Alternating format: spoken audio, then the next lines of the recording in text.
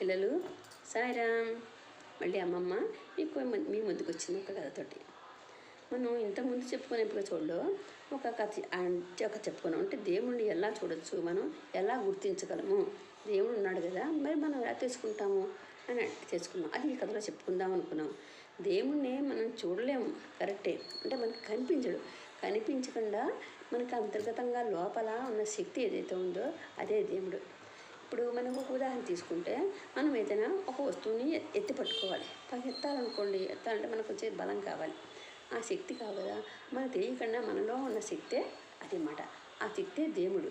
మన చేత అన్ని పనులు చేయిస్తూ మనం నడవాలన్నా, పరిగెత్తాలన్నా, ఒక పని చేయాలన్నా, మీ స్కూల్ బ్యాగ్ మోసుకోవాలన్నా, అన్నం తినాలన్నా అన్నింటికీ అవసరం కదా మన శక్తి. ఆ శక్తిని ఇచ్చేదే దేవుడు. అంటే మనకు కనిపించకుండా మన అంతర్గతంగా మనలో మన ఇన్నర్గా ఉండి దేవుడే ఉండి మనల్ని నడిపిస్తున్నాడు. ఒక కరెక్ట్ పాత్రలోకి మనల్ని తీసుకెళ్తున్నాడు, మన చేత అన్ని పనులు చేయిస్తున్నాడు. అలాగా మనలోనే దేవుడు ఉన్నాడు. మనలో దేవుడు కనుక లేకపోతే మనం ఏ పని చేయలేము. అసలు మనకి శక్తే ఉండదు. మనకి ఎలా అయిపోతాము. మనలో శక్తి ఉంటే దేవుడు ఉన్నప్పుడు ఆ శక్తి వస్తుంది, మనం అన్ని పనులు చేయగలుగుతాము, చాలా యాక్టివ్గా మనం ఉండగలుగుతాము. ఇప్పుడు ఇంకా చెప్పాలంటే, ఫర్ ఎగ్జాంపుల్, ఇప్పుడు అమ్మ నాన్న అందరూ ఉన్నారు.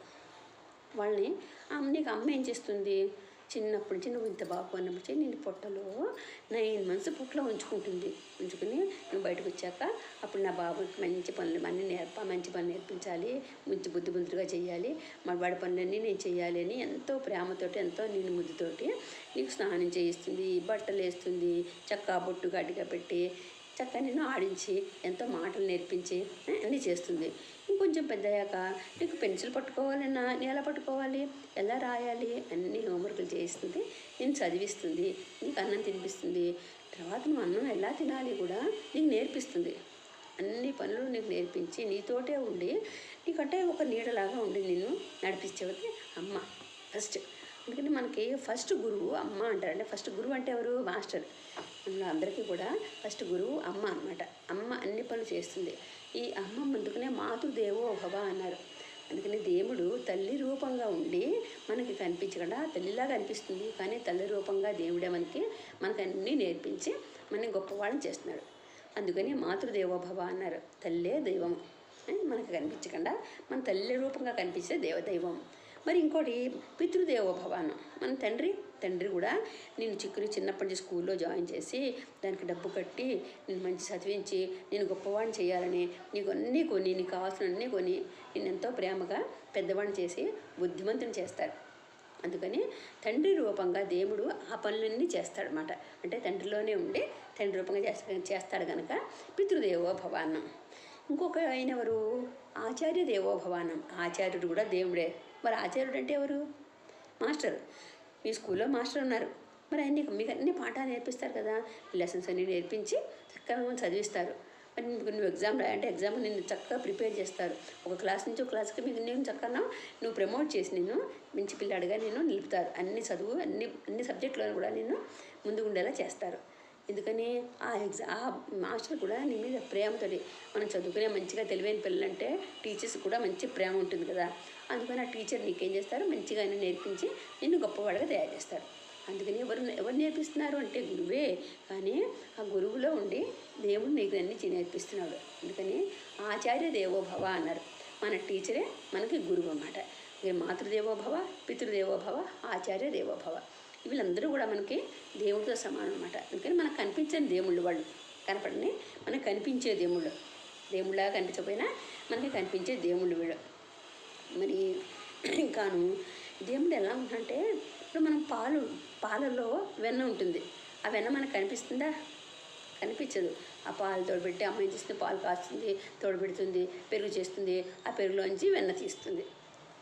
మరి మనకు కనిపిస్తుందా, ఎప్పుడు వస్తుంది, ఇన్ని స్టేజ్లు దాటాక అప్పుడు మనకు వెన్న వస్తుంది. అందుకని పాలల్లో కనిపించకుండా వెన్న ఎలా ఉంటుందో అన్ని పనిలోనూ అంతటా కూడా దేవుడు అలా ఉన్నాడు అన్నమాట. అన్నింటా ఉన్నాడు. ఇప్పుడు దేవుడు ఉన్నాడని ఒక గింజ తీసుకుందాం, ఒక సీడ్. ఆ సీడ్ని తీసుకుని నేలలో పెట్టి దాన్ని మట్టేసి మూసి, మట్టి తవ్వి అందులో పెట్టి మట్టి మూసి దాన్ని నీళ్ళు పోస్తుంటే రోజు అది చిన్న మొక్క వస్తుంది అందులోంచి. అలా చిన్న మొక్క పెద్దదయ్యి పెద్ద వృక్షంగా మారుతుందంటే అది పెద్ద ట్రీ అయిపోతుంది. మరి అంత చిన్న గింజ, ఇంత సీడ్ ఇంతే ఉంటుంది కదా, ఇంత సీడ్లో మరి అంత పెద్ద చెట్టు ఎలా దాక్కుని ఉంది? అదే దైవ రహస్యం. అంటే దేవుడు అలా అందులో దాచి అందులోంచి అలా అలా అలా పెద్ద చేసి పెద్ద టీని ఇస్తాడు మనకి. అలా దేవుడు ప్రతి దాంట్లోనూ ప్రతి విషయంలోనూ మనం చేసే మంచి పనులు చేస్తున్నాం అనుకోండి, మంచి పనుల్లో ఉంటాడు దేవుడు. చెడ్డ పనులు చేస్తుంటే అందులోనే ఉంది పాపం. అంటే దేవుడు ఎక్కడో ఉన్నాడు అని కాకుండా అంతటా దేవుడు అన్నింట్లోనే ఉన్నాడు. మనం మంచి పని చేస్తే మనలోనే ఉంటాడు. మరి అంతటా ఉన్నాడు అనేసి చూపించాడు ఒక పిల్లవాడు. ఎవరు? ప్రహ్లాదుడు అని ఒక చిన్న పిల్లవాడు. అంటే వాడు బాల భక్తుడు, చిన్నవాడే కానీ మంచి విష్ణుమూర్తి యొక్క భక్తుడు. విష్ణుమూర్తి భక్తుడు అయితే ఏమను, కానీ వాళ్ళ నాన్నమ్మను రాక్షసులకి రాజు, హిరణ్యకశిపుడు ఆయన పేరు. ఆ హిరణ్యకశిపుడికి కొడుకే ప్రహ్లాదుడు. వీడు చిన్నప్పుడే చాలా మంచిగా బాగుండేవాడు. అంటే మంచి అప్పుడు అంతకన్నా ముందు వాడు ఉయ్యాల్లో ఉన్నప్పుడే ఈ హిరణ్యకశిపుడు ఉన్నాడు కదా, ఆ హిరణ్యకశిపుడిని ఆయన అందరినీ కష్టాలు పెడుతున్నాడు. ఎవ్వరూ దేవుడి నామని పలకడానికి లేదు. ఎవ్వరు దేవుడు అంటే ఎవరు కాదు, నారాయణుడు లేడు, విష్ణుమూర్తి ఎవ్వరు లేరు. నేనే దేవుడిని, నన్నే పూజించండి, దేవాలయంలో నన్నే పెట్టండి, టెంపుల్లో కూడా ఆయనే పెట్టాడు రాక్షసుడిని, దేవుడు ఉండకూడదుట. ఇలాగ రూల్ పెట్టేశాడు వాళ్ళ రాజ్యంలో. నేను చాలా కఠినంగా రూల్స్ పెట్టేశాడు అనమాట. పెట్టేస్తాను అందరూ చాలా కష్టపడేవారు. మరి మునులు ఋషులు వాళ్ళు తపస్సు చేసుకునే వాళ్ళు, యజ్ఞాలు చేసేవాళ్ళు ఉంటారు. అంటే యజ్ఞం చేస్తారన్నమాట. యజ్ఞాలు ఎందుకు చేస్తారంటే లోకంలో సకాలంగా వర్షాలు పడాలి, పంటలు అవి పండాలి, దేవుళ్ళందరూ జనులు అందరూ సంతృప్తి పడాలి, అందరూ హ్యాపీగా ఉండాలి.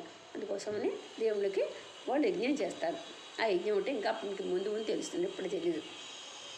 మన అగ్నిలో అవన్నీ నెయ్యి వేస్తుంటారన్నమాట. నెయ్యి వేస్తూ మళ్ళీ మంత్రం చదువుతూ వేస్తారు. అవన్నీ దేవుడికి చెందుతాయి. అప్పుడు దేవుళ్ళందరూ సంతోషపడి ప్రజలకు అన్నీ ఇస్తారన్నమాట. సకాలం వర్షాలు పడాలి, వర్షం పడకపోతే పంటలు పండవు కదా, మొక్కలు రావు, మనకి ఆహార పదార్థాలు ఏవి రావు. అందుకని వర్షాలు సమంగా పడాలి, పంటలు సమంగా పండాలి, ప్రజలందరూ హాయిగా ఉండాలి అని వీళ్ళు యజ్ఞాలు చేస్తూ ఉంటారు. కానీ వాళ్ళని ఒప్పుకునేవాడు కాదు హిరణ్యకశిపుడు.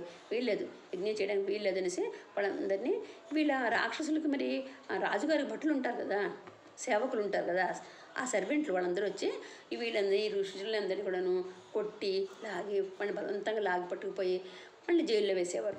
జైల్లో వేయడము, వాళ్ళేమో ఇంకా కఠినంగా వాళ్ళని పనిష్ చేస్తూ ఉండేవారు. ఇలా చేస్తుంటే అందరూ బాధపడి ఎంతో ఏడుస్తూ, నారాయణ శ్రీహరి స్వామి వచ్చి మమ్మల్ని రక్షించు, ఈ రాక్షసు నుంచి మమ్మల్ని రక్షించు అని అందరూ ఎంతో బాధపడుతూ ప్రార్థిస్తూ ఉండేవారు. అప్పుడు అందుకని శ్రీహరి ఏం చేశాడంటే, విష్ణుమూర్తికి తెలిసే వీళ్ళందరూ ప్రార్థనలో ఆయనకు అందుతాక దేవుడు మనం ఏమనుకున్నా దేవుడికి వినిపిస్తుంది, అందరికీ తెలుస్తుంది. అప్పుడు ఆ దేవుడు ఏం చేశాడంటే నారద మహర్షిని పంపించారు. నారద మహర్షి తెలుసా మీకు? నారాయణ నారాయణ అంటూ ఇలా చేతులు వాయించుకుంటూ వీణ మీటుకుంటూ వెళ్తూ అన్ని లోకాలు తిరుగుతూ ఉంటారు. అక్కడ ఏం జరుగుతుందో అన్నీ తెలుసుకుంటూ ఉంటారన్నమాట. ఆయనకి విష్ణుమూర్తి చెప్పాట, నువ్వు ఆయనకి ఆ హిరణ్యకశిపుడికి పిల్లవాడు పుడతాడు, ఆ పిల్లవాడిని నాకు భక్తుడిగా చెయ్యి, అప్పుడు వాడి ద్వారానే ఆ రాక్షసుని సంహరిస్తాను, చంపుతాను అని చెప్తాడు. సరే నారదుడు బయలుదేరామట. వెళ్ళాకను అక్కడ మరి ప్రహ్లాదుడు పుట్టాడు. ఉయ్యాలో ఉన్నాడు, చాలా చిన్న పిల్లవాడు అన్నమాట. చిన్న పిల్లవాడు అంటే నెమ్మదిగా శ్రీహరి వెళ్ళాడు. నారద మహర్షి వెళ్ళి ఆ పిల్లవాడి దగ్గరికి వెళ్ళి పలకరిస్తే వాడు చక్కగా నవ్వేట. అప్పుడు నారద మహర్షి ఎవరు లేకుండా చూసి ఎవరు లేకుండా రహస్యంగా ఆ పిల్లవాడి దగ్గర నారాయణ నారాయణ అని చెప్పాట. ఆ పిల్లాడు జాగ్రత్తగా ఇలా చూస్తూ గమనించాడు, నవ్వుతున్నాడు. ఆయన 2 సార్లు 3 సార్లు చెప్పేసరికి నారాయణ నారాయణ అన్నట్ట పిల్లాడు. అంత చిన్నవాడే, అంత చిన్న పిల్లవాడు నారాయణ అని పలికాడు. పలికిటేసి నారద మహర్షి చాలా సంతోషంగా నవ్వుకుంటూ వెళ్ళిపోయారు అక్కడి నుంచి. అప్పుడు ఈ పిల్లవాడు చిన్నవాడు అయ్యాడు కదా, మరి పెరుగుతున్నాడు, పెద్దవాడు అవుతున్నాడు. ఇంక నారాయణ మంత్రం విన్నాడు కదా, ఎప్పుడు ఇంకా నారాయణ నారాయణ. ఆయన ఫస్ట్ విన్న వర్డ్ ఏంటి? చిన్నపిల్లవాడు నారాయణ, అదే వర్డ్ ఫస్ట్గా విన్నాడు, అదే పలికాడు. అందుకని దానికి చాలా పవర్ ఉంటుంది. ఈ పిల్లవాడు ఎప్పుడు నారాయణ నారాయణ, ఎప్పుడు పాట పాడుకుంటూ నారాయణ పాట, ఇంకా ఆటలు లేవు, ఏమీ లేదు. అలా కూర్చొని ఎప్పుడు ఒక్కడే అలా కూర్చునేవాడు, ఏదో ఆలోచిస్తూ ఉండేవాడు. నా మనసులో నారాయణ నారాయణ అనుకుంటూ ఉండేవాడు. వాళ్ళ నాన్న చూశాడనమాట. హిరణ్యకశిపుడు గమనించాడు, బాగా అబ్జర్వ్ చేసి, ఏంటి ఈ పిల్లాడు అసలు ఎవరి పిల్లలతో ఆడుకోడు, దేనికి అసలు సంతోషం లేదు, అన్నం తినాలన్నా టైంకి రాడు, అన్నం తినడు, పాలు తాగడు, ఏమీ లేకపోయినా వాడికి ఏ బాధ లేదు, ఆకలేదు, ఆకలే పెట్టలేదు వీడికి, పాలు అడగడు, అమ్మ అన్నం పెట్టి అనడు, ఏమైంది అని గమనిస్తూ ఉన్నారు.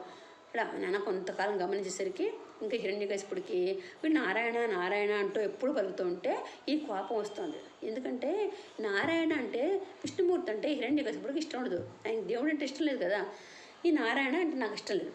నువ్వు అప్పుడు అని పిల్లని పిలిచి, బాబు నువ్వు ఈ నారాయణ అంటే శ్రీహరి మనకు శత్రువు, మన ఎనిమి, అందుకని ఆయన నువ్వు తలపెట్టకూడదు, ఆయన పలకకూడదు, నువ్వు ఆ నామమే ఆ పేరు పలకకూడదు నువ్వు అన్నట్టు. అదేమిటి తండ్రి, అందరినీ నడిపించేది ఆ శ్రీహరే కదా, ప్రతివాడు మన అందరినీ కూడా శక్తినిచ్చి నడిపించే దేవుడే కదా, మన అందరిలోనూ ఉన్నది ఆ శ్రీహరే కదా, మరి ఆయన్ని మనం తలపెట్టకపోతే ఎలాగా అన్నట్ట.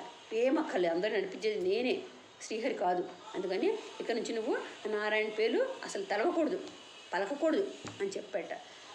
అంటే ఆ పిల్లాడు అలా ఊరుకున్నాడు. ఇంకా తన తండ్రి వెళ్ళిపోయాడు. ఇంక ఎప్పుడు చూసినా ఈ పిల్లాడిలో మార్పు రాలేదు, ఎంత చెప్పినా సరే నారాయణ నారాయణ అంటున్నాడు. సరే ఇంకా చదువు చెప్పిద్దామని ఆశ్రమంలో చేర్పించారు. పాఠం మనకి అది చేసినా కానీ చదువులన్నీ బాగా చదువుకున్నాడు, గబగబా చదివి ఎన్ని వాళ్ళ గురువుగారు చెప్పినవన్నీ టకటక చెప్పేసేవట.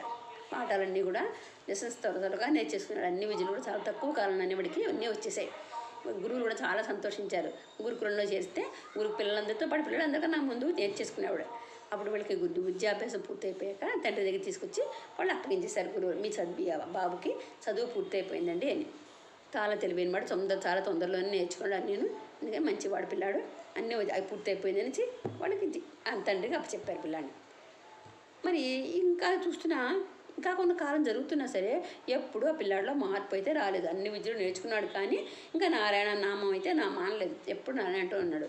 ఇంకా ఈ హిరణ్యకశిపుడికి చాలా కోపం వచ్చేసింది. ఇస్తమాను నువ్వు ఎంత చదువుకుని ఎంత చేసినా పిల్లలతో ఆడుకోవు, ఏమి చేయవు, ఎప్పుడు నారాయణ నారాయణ అంటూ ఉంటావు, ఇప్పుడు అసలు ఎక్కడున్నాడు ఈ నారాయణ నీకు అన్నట్ట.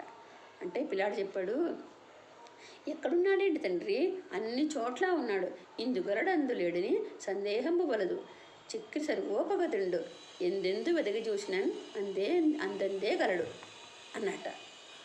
అంటే వీడు ఇంతలా ఉంది, ఇంత విద్య ఉంది వీడికి అని తండ్రి ఆశైపోయి అంతటా ఉన్నాడు అయితేను. అంటే ఏంటి అర్థం, ఆ పద్యం అర్థం ఏంటంటే ఇందుగలడు అందు లేడు అని సందేహం వలదు, దేవుడు ఇక్కడ ఉన్నాడు అక్కడ లేడు అనే అసలు క్వశ్చనే లేదు, ఆ డౌటే మనకు అక్కర్లేదు. చక్రి సర్వోపగతుడు, చక్రి అంటే విష్ణుమూర్తి, విష్ణుమూర్తి చేతిలో ఏముంటుంది, చక్రం, సుదర్శన చక్రం ఉంటుంది. ఆ సుదర్శన చక్రాన్ని ధరించాడు, చేతిలో ధరించాడు కనుక ఆయన్ని చక్రి అని కూడా అన్నారు. ఆయనకి ఇంకో పేరు శ్రీహరి, నారాయణ, విష్ణుమూర్తి, చక్రి, ఇవన్నీ కూడా ఆయన పేర్లు. చక్రి సర్వోపగతుడు అంటే ఆ చక్రి, ఆ విష్ణుమూర్తి సర్వోపగతుడు అంతటా నిండిపోయి ఉన్నాడు, అంటే ఆమ్ని ప్రెజెంట్ ఆయన అన్నారు. ఎందెందు వెతకి చూసినా అందందే కలడు. మనం ఎక్కడెక్కడ వెతికితే దేవుడు ఇక్కడున్నాడా, మనం ఈ పని చేస్తాము ఇందులో ఉన్నాడా అనుకుంటే ఆ పనిలో కూడా మనకి అందులో మన ప్రజ్ఞత అంటే మనం బాగా పని చేయగలుగుతాము. ఆ పని కరెక్ట్గా చేయగలిగినప్పుడు ఓ దేవుడు ఇందులో ఉండి మనకి నడిపించి ఈ పని చేయించాడు అని మనకు అనిపిస్తుంది అన్నమాట. అలా మనం ఫీల్ అవుతాం, ఆ ఫీలింగే దేవుడు అన్నమాట. అలా అంతటా ఉన్నాడు, ప్రతి ఎక్కడ చూస్తే నువ్వు అక్కడ నువ్వు చూడగలిగితే అన్ని చోట్ల ఉన్నాడు అని తండ్రి చెప్పాట. అయితే తండ్రి కోపం వచ్చింది. సరే అయితే అనేసి ఇంకా రాజభవనం కదా వాళ్ళ ఇల్లు, గబగబా ఆకుని వెళ్ళిపోయాడు. తీసుకెళ్ళి ఒక చోట తీసుకెళ్ళి ఇక్కడ ఓ స్తంభం చూపించాడు, ఒక పెద్ద పిల్లరు చూపించి, ఇందులో ఉన్నాడా నీ శ్రీహరి అన్నట. అంటే ప్రహ్లాదుడు నవ్వుతూ ఉన్నాడు తండ్రి అన్నాడు. అయితే చూపించు అన్నట అనేసి పెద్ద గద, మరి రాక్షసుడు కదా ఆ గద ఉంటుంది కదా, ఆ గద తీసుకుని ఆ స్తంభాన్ని గట్టిగా కొట్టాడు. కొట్టేసరికి ఆ స్తంభం ఇలా రెండుగా పగిలిపోయింది, రెండు ఇలా చిలిపోయి రెండు కింద అయిపోయింది. అందులోంచి ఒక వ్యక్తి వచ్చాడు. అంటే ఆ వ్యక్తి అంటే ఎలా ఉన్నాడంటే ఆయన ఒక మనిషిలాగా లేడు, ఒక జంతువులాగా కాదు, మొహం మాత్రము సింహం అంటే లయన్ ఫేసు, మొత్తం బాడీ అంతానేమో మనిషి, అంటే నరుడు అంటారు అన్నమాట. నరుడు మొహం సింహం కనుక సింహం మొహం, అందుకని నరసింహ అని పేరు వచ్చింది ఆయనకి. ఒకలా మొత్తం అంతా మనిషిలాగా లేడు, మొత్తం అంతా జంతువులాగా లేడు, అందుకని నరసింహ అన్నారు. నరసింహగా అవతారం ఎత్తాడు, చాలా కోపంగా అంటూ అరుచుకుంటూ వచ్చాడు. చూసరికి ఇప్పుడు అసలు చిన్నపిల్లాడు కదా, ఇప్పుడు చాలా భయం వేసింది, నిక్కిపోయాడు.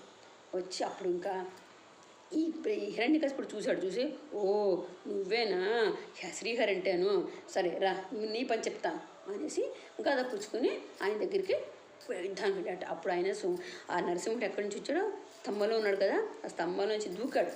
దూకి ఈ రాక్షసుడిని లాక్కుని వెళ్ళిపోయి సంహరించేసి అంటే పట్టుకుని పొట్ట చీల్చేశాడు దాకా. ఇలా పొట్ట ఇలా చీల్చి పేరు లాచి చంపేశాడు ఆయన్ని. చంపేసరికి ప్రహ్లాదు చాలా భయపడిపోయి, తండ్రి నా దేవా నరసింహమూర్తి శ్రీహరి నా తండ్రికి మోక్షాన్ని ప్రసాదించు, నా తండ్రి తప్పుల్ని నువ్వు మన్నించు, ఆయనకు మోక్షాన్ని ఇయ్యి అని వేడుకున్నట్ట. ఆయన దేవుడిని ప్రార్థించాడు. ఆ పిల్లాడు ఇంకా వెళ్ళిపోయి ఆ పిల్లాడు అలా చూస్తుండగానే ఈ శ్రీహరి ఏం చేశారు అంటే నరసింహస్వామి ఆ తండ్రిని చంపేసి హిరణ్యకశిపుడిని ఆయన వెళ్ళిపోయారు. ఇంకా ఆ రకంగా తండ్రి చచ్చిపోయాడు. శ్రీ హిరణ్యకశిపుడు చచ్చిపోయాడు. ప్రజలందరూ కూడా సుఖ సంతోషాలతో ఆనందంగా ఉన్నారు. ఎందుకంటే రాక్షసుడిని చంపేశాడు కదా, వాడు చెప్పేట బాధలన్నీ భరించలేకపోయారు ప్రజలు. అందువల్ల రాక్షసుడు చచ్చిపోయాడు కనుక ప్రజలందరూ ఎంతో ఆనందించారు అనమాట. అలాగా శ్రీహరి దేవుడు ఎక్కడ పడితే అక్కడే ఉన్నాడు. మనం చూడగలిగితే ఇక్కడ ఉన్నాడు అక్కడ లేడు లేకుండా అంతటా నిండి ఉన్నవాడే దేవుడు అనమాట. ఈ దేవుడు ఇంకా అందరిలోనూ ఉన్నాడు అన్నింటా ఉన్నాడు అని మనం ఇంకా కొన్ని కథలు చెప్పుకుందాము. నెక్స్ట్ మళ్ళీ ఇంకో కథలో మనం చెప్పుకుందాం. సరేనా? సాయిరామ్.